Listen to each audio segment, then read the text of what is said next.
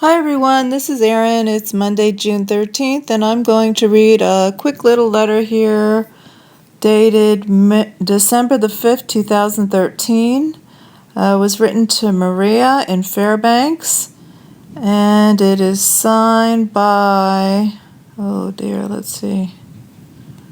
It's 5 pages, and it is written by, I'm not sure yet, but I'll let you know when I get there. Okay, December 5th, 2013, regarding character letters written on behalf of Schaeffer Cox to the Honorable Judge Robert Bryan for leniency in sentencing delivered to Alaska Congressional Delegation. Okay, it looks like it's a few letters that were in support of Schaeffer Cox. Okay, it says, Dear Member, enclosed are the 22 of the 80 letters sent to Judge Robert Bryan in the fall of 2012 requesting leniency in sentencing Schaeffer Cox. I've recently been corresponding with Schaeffer and didn't realize that you had not been given these letters sooner. Schaeffer requested that I obtain copies of the letters and deliver them to you. At the sentencing, the judge said that the letters were not credible. I ask you to read the letters and decide whether members of the Fairbanks community deserve to be insulted by Judge Bryan in this way. Schaeffer is being held in the Communications Management Unit, CMU, in Marion, Illinois. Although the facility no longer operates as a Supermax facility, USP Marion is now home to one of 2 communication management units in the federal prison system. The Federal Bureau of Prisons created the CMU in response to criticism that it had not been adequately monitoring the communications of prisoners. Most of the inmates are Arab Muslims convicted of terrorism-related charges. An ACLU lawsuit charges that CMUs of the federal prison violate inmates' rights. In Schaeffer's case, the prisons aren't the only violation of his human rights. Continued. Regarding character letters written on behalf of Schaeffer Cox, delivered to Alaska Congressional Delegation. Schaeffer Cox is the intersection of what Department of Homeland Security defined in 2009 as the next security threat. Schaeffer Cox was the president of Interior Right to Life. He was the most vocal Second Amendment activist in Alaska. He was a strict constitutionalist, and therefore he opposed big government, was homeschooled Christian, and rejected federal authority in favor of local authority. A 2009 DHS memo promoted the targeting of Americans based on their belief system and worldview. At the same time, the IRS was targeting Tea Party and conservative groups who applied for tax-exempt statuses.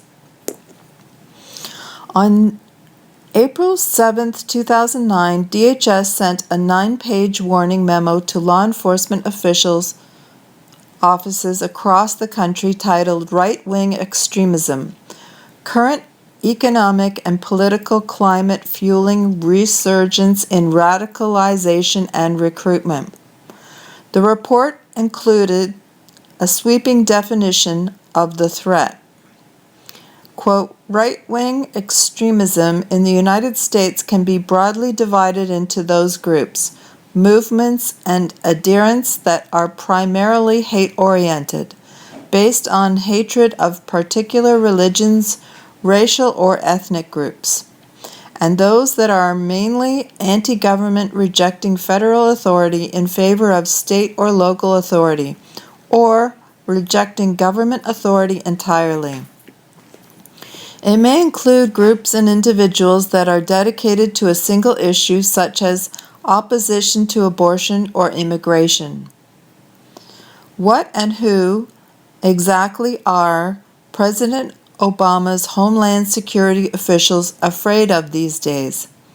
If you are a member of an active conservative group that opposes abortion, favors strict immigration enforcement, lobbies to protect Second Amendment rights, protests big government, advocates federalism, or represents veterans who believe in any of the above, the answer is you.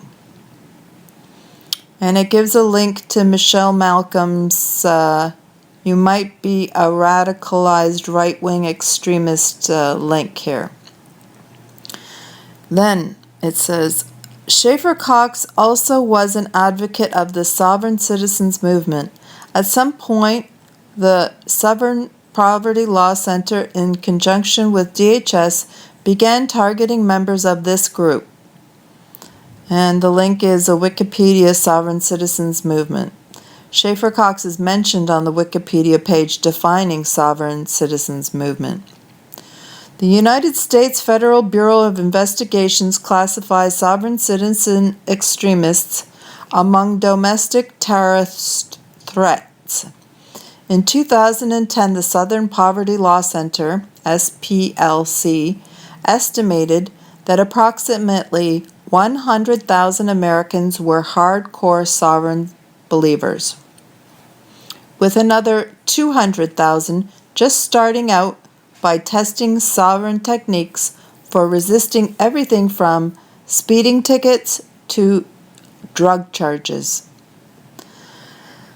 The FBI sent informants to infiltrate the Alaskan Republican Convention in 2008, and conservative groups in Fairbanks, including the Interior Alaska Conservative Coalition, IACC. Schaeffer and Marty Cox were founding board members of IACC and founded the Second Amendment Task Force as member organization in the coalition. At a fundraiser for IACC in 2010, FBI informant Bill Fulton came to Fairbanks under the auspices of helping out IACC. Instead, Fulton met with conservatives in the evenings and tried to foment violence that would eventually be blamed on the Alaska Peacemakers Militia, the APM, and especially on its leader, Schaeffer Cox. I had been suspicious of Fulton's motives during the fundraiser and wrote the following letter to that effect at the time. In the spring of 2010, Aaron Bennett became interested in helping IACC and offered to have a fundraiser at the new location of Far North Tactical Store downtown. Bennett invited his friend Bill Fulton of Drop Zone in Anchorage to come to Fairbanks as a vendor at the fundraiser. The fundraiser was held over a weekend on a Saturday and Sunday. On the first day of the fundraiser, all the men were walking around laughing at Schaeffer in an effort to discredit him. I was of the opinion that the incident with the troopers on Schaeffer's trip to Anchorage with Marty was a family matter. I think that the state should not have been involved.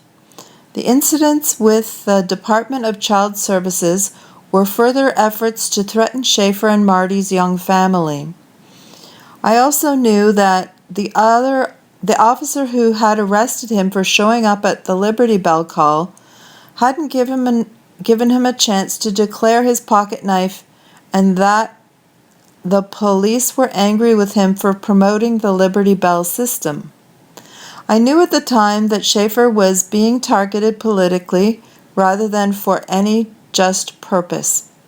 I did not like the attitude of the Bennett crowd or the Fulton crowd at the fundraiser, and I wasn't amused with their jokes. I became suspicious of their motives at that time. On the second day of the fundraiser, Fulton was late and blamed his tardiness on an all-night meeting he'd had with Schaeffer. He alluded to a plan that Schaeffer supposedly had to aggress the judges involved in the DCS case. Later in the day, the entire Bennett crowd gathered around where I was vending hot dogs and explained that they were going to have a meeting with Schaeffer that evening to stop him from going through with his plan. When the day was over, I packed up to go home. All of Schaeffer's former supporters and friends joined Bennett and Fulton to verbally beat him up and stop him from carrying out his plan. Quote, I didn't stay for the meeting, not having been invited due to my sex, female, but later learned that it lasted into the early morning hours. I knew that I had never heard Schaeffer speaking about aggression of the type that Fulton and Bennett were asking me to believe. I knew it was a heresy. Several months later, I questioned Schaeffer. His story was nothing like what I'd been asked to believe by Bennett and Fulton. It was much more consistent with what I knew to be true about Schaeffer and Marty. Some of the specific questions I asked him included, what happened the night you met with Fulton alone? Did you insist that Fulton help you with a plan to aggress judges? Was this your first and only course of action? Did you insist that Bennett and Fulton's men help you? Schaeffer told me that he was not pushing this plan, that he was seeking advice on a course of action, and that Fulton spent much of the evening drinking beer and wasn't sober. My suspicions were confirmed.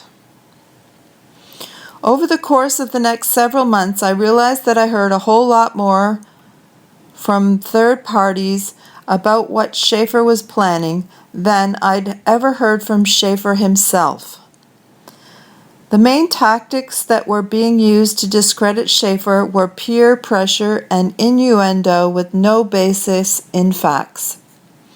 Any plan to hurt anyone seemed to come from people who claimed to know Schaeffer and what he was planning. Earlier in the year, Schaeffer sent me the following press release as an explanation of his APM values as it relates to the use of political power. It does not reflect the attitudes of a violent criminal or even a typical militia member, let alone a domestic terrorist. It does reflect the attitudes of the person that I know firsthand to be Schaeffer Cox. If we are to be loved and accepted by the entire community, the Alaska Peacemakers Militia must hold fast to the guiding principles of defend all, aggress none. No human being has the right to force their will on another, regardless of the means used. The partisan politics of today too often spiral down into just that. The strong dominate the rest, and we are all okay with it as long as the acts of aggression follow the political process. This is wrong. It is wrong because the rights of the individual are being trampled on, and the rights of the individual outweigh the will of the majority. Natural law guards the individual against kings and voters. As a matter of conscience, we cannot try to control others, only defend ourselves and offer to help our neighbors as they do the same. If the Second Amendment Task Force is going to accept the Second Amendment in its entirety, it must be supportive of militias, and if it is supportive of militias, it must remain entirely defensive in nature. For a militia, it is an entity of force, and the only time the use of force is morally allowable is in order to stop an aggressor. This being true, it is proper for APM and 2ATF to not allow them to be aligned with any organizations, individuals, parties, or coalitions that have ambitions of political power, for it is the irreverent, lawless, and arbitrary use of political power by men who would be the law, rather than defend the law, that has brought us to our present precarious condition. We must not compete for the privilege of aggressing others with the system. End quote. I think that was Schaeffer's writing. The FBI conducted raids on the homes of 5 APM members and collected evidence.